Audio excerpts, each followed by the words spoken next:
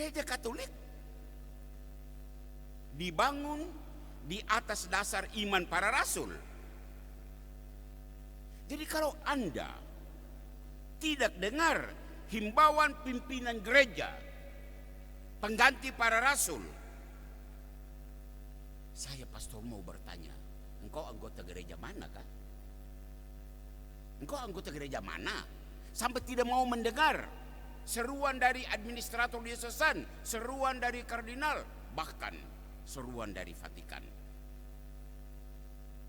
Sabda Injil hari ini, berbahagialah mereka yang tidak melihat namun percaya.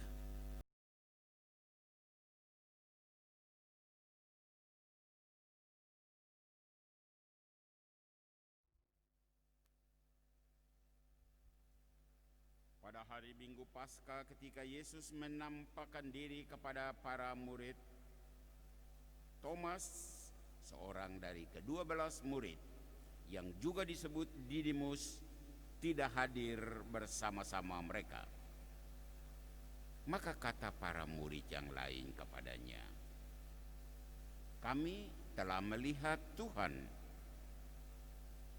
Tetapi Thomas berkata kepada mereka, "Sebelum aku melihat bekas paku pada tangannya, dan sebelum aku mencucukkan jari ke dalam bekas paku itu, dan mencucukkan tangan ke dalam lambungnya, aku sama sekali tidak akan percaya." 8 hari kemudian, murid-murid Yesus berada lagi di dalam rumah itu, dan Thomas bersama-sama dengan mereka. Sementara pintu-pintu terkunci, Yesus datang. Ia berdiri di tengah-tengah mereka dan berkata, "Damai sejahtera bagi kalian." Kemudian ia berkata kepada Thomas, "Taruhlah jarimu di sini dan lihatlah tanganku. Ulurkanlah tanganmu dan cucukkan ke dalam lambungku, dan jangan engkau tidak percaya lagi, melainkan percayalah." Thomas menjawab, "Ya Tuhanku dan Allahku." Kata Yesus kepadanya, "Karena melihat aku maka engkau percaya. Berbahagialah mereka yang tidak melihat namun percaya." Demikianlah Injil Tuhan. Sebelum aku melihat bekas paku pada tangannya, dan sebelum aku mencucukkan jariku ke dalam lambungnya, sekali-kali aku tidak percaya.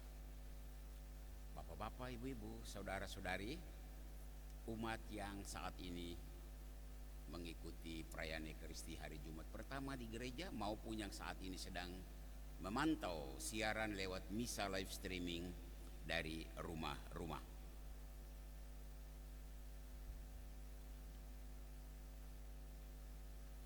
Thomas sangat terpukul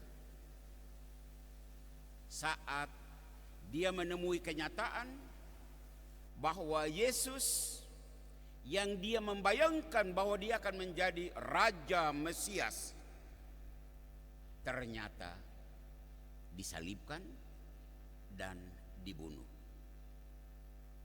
Peristiwa itu membuat dia menjadi terpukul. Bagaimana bisa bahwa angan-angan dan bayangan dia,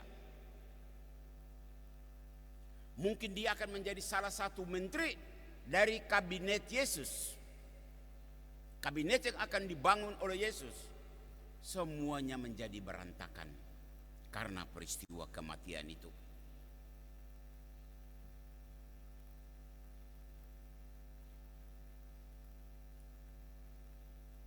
Dia begitu kecewa. Masa depannya suram. Sebegitu kecewa dan suramnya Thomas, dia tidak mau menerima berita, tidak menerima kabar dari teman-temannya bahwa Yesus sudah bangkit. Bahkan tadi Yesus datang, dia bertemu kami di ruangan ini. Thomas bilang tidak. Sebelum aku melihat sendiri luka itu dan menaruh tanganku di bekas luka itu, aku sama sekali tidak percaya. Itulah Thomas. Saudara, di masa pandemi COVID yang sudah saat ini sedang kita jalani, kita masuk new normal ini, terjadi banyak hal di luar bayangan orang. Banyak hal yang jadi tidak normal. Beberapa saat lalu kita selalu dianjurkan stay at home, ya. Work at home, kita kerja di rumah, tinggal di rumah. Bahkan pray at home, berdoa di rumah. Dengan segala konsekuensinya, dengan segala tuntutannya. Apa?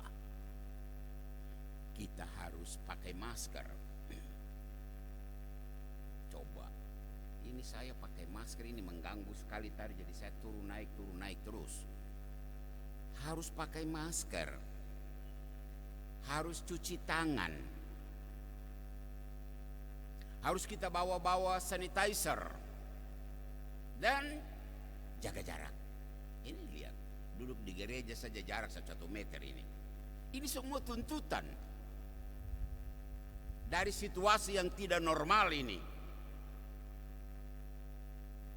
Juga ada banyak hoax yang bertebaran di media sosial, termasuk berita hoax yang berlabel rohani. Dan sekarang saya mau sebut, misalnya ada orang Katolik, mungkin juga dari paroki katedral ini, dan saya membaca itu saat saya di Jakarta. Ada di WA Group. Pertama saya lihat dari Tembagapura. Kamu lebih takut mana? Takut Tuhan kah? Takut COVID-19? Hidupmu ada di tangan Tuhan kah? Ada di tangan COVID? Nasib manusia itu ditentukan oleh Tuhan atau ditentukan oleh COVID?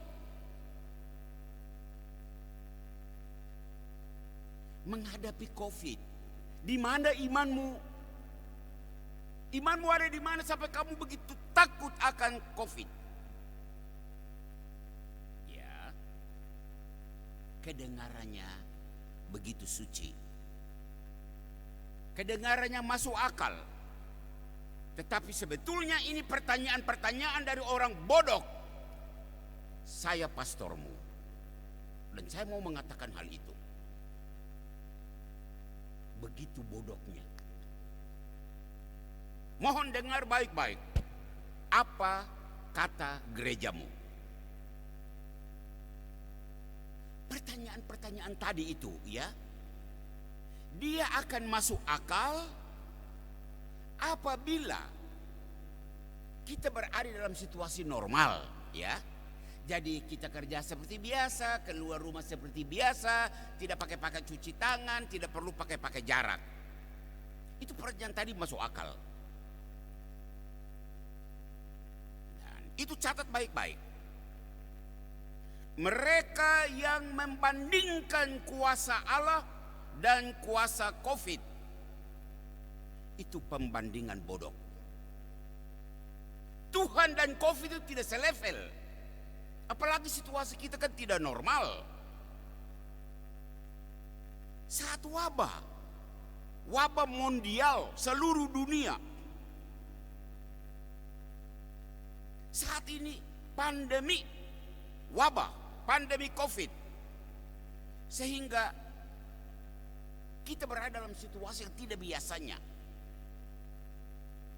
Seluruh dunia terpapar.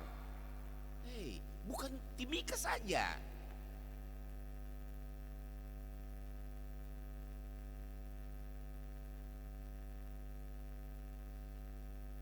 Seluruh negara terpapar, bukan hanya Indonesia. Seluruh tempat ibadah ada bahaya bahwa terpapar. Karena itu ditutup. Bukan hanya gereja katedral. Semua orang, semua instansi tunduk pada protokol kesehatan. Dari presiden di Jakarta sana sampai kepada kita punya RT RW yang ada di Timika ini, semua tunduk. Dari paus kita yang ada di Roma sampai kepada kita punya koster di gereja katedral ini, semua tunduk. Heran, ada orang Katolik yang berkata, saya punya iman, saya tidak takut corona, saya punya Tuhan, saya tidak perlu pakai masker. Iman tanpa budi, iman yang tidak bernalar. Sebagai pastormu, saya sangat heran. Ini orang Katolik hasil didikan manakah? Saya ingin tahu orang yang omong itu datang dari daerah mana ini? Hasil didikan dari daerah mana? Gereja dari pulau mana ini orang-orang ini? Paus, pimpinan tertinggi gereja Katolik sedunia, kardinal di Jakarta. Dia pimpinan tertinggi gereja Katolik di Indonesia. Kita punya administrator diosesan, Pastor Martin Kuayo. Sama. Semua mereka itu semua pimpinan-pimpinan kita. Pasti mereka punya iman lah, dan juga punya otak.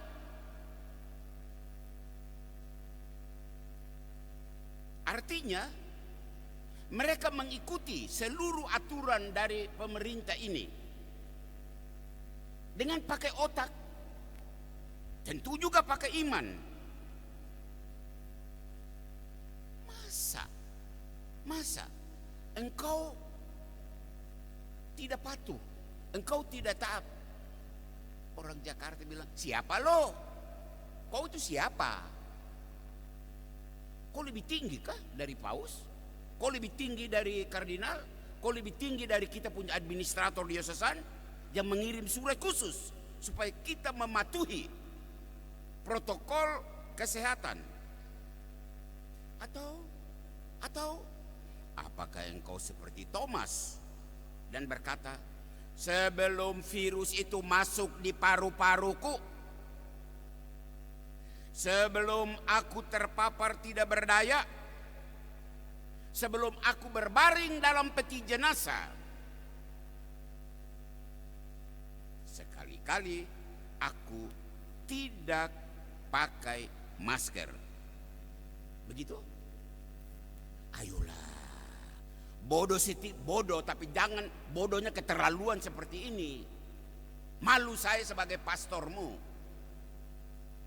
Seakan-akan kami tidak pernah mengajar apa-apa. Memang benar, betul. Kita punya kitab suci, ya. Dan kitab suci itu berkata, Allah itu maha kuasa, termasuk dia punya kuasa terhadap COVID. Itu betul, tidak salah.